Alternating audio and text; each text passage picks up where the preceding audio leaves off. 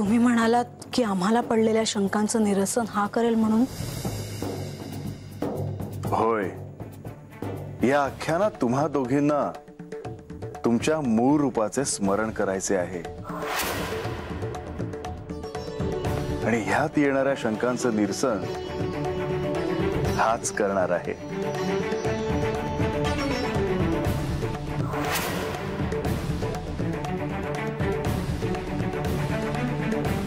पण हे कसं शक्य आहे? यात शक्य नसण्यासारखं काय आहे? हे आख्यान म्हणजे तुमच्या प्रत्यक्ष अवतार कार्याची कथा आहे। हा कितीतरी मोठा कालावधीचा पट आहे आणि हा किती लहान आहे याला सगळं कसं ठाऊक असेल? देवी, पण ज्या अर्थी श्री खंडेरायांनी तुम्हाला आणि बानूला पडलेल्या शंकांचे निरसन करण्याचे दायित्व त्यांच्यावर सोपवले आहे, त्या अर्थी त्यांना नक्कीच सगळं ठाऊक असलं पाहिजे।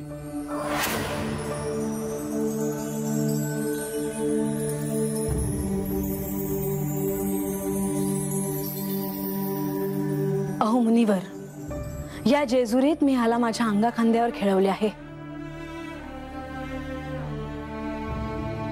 मी माझ्या हाताने याच्या आवडीचे जेवण बनवून स्वतः त्याला भरवले आहे।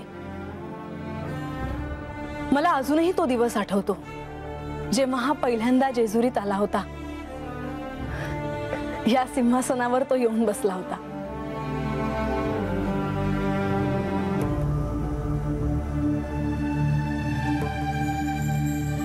मग म्हाळसा, तुला हेही आठवत असेल की ह्या सिंहासनावरून सर्वांनी त्याला उतरवण्याचा अथक प्रयत्न केला, पण ह्या सिंहासनावरून त्याला कोणीही उतरवू शकले नाही।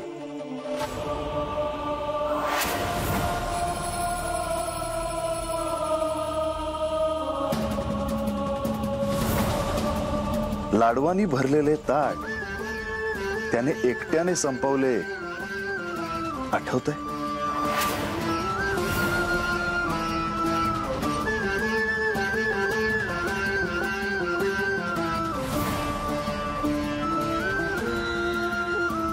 कोण आहे हा मुलगा? हे सारं मला समजेन असं झालं आहे।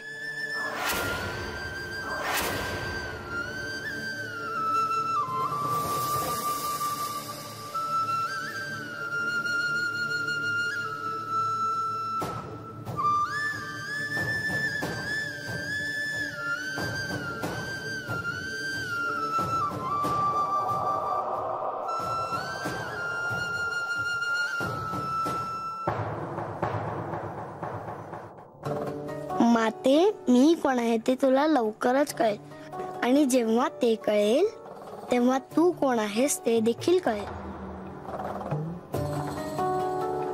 म्हाळसा, ह्या शिवलीलेत ह्याचे काय महत्व आहे हे तुला आता नाही कळणार। हे आख्यानाच्या ओघाने तुला साऱ्याचे अर्थ कळत जातील। ह्यात तुला तुझ्या मूळ रूपाचे स्मरण होईल।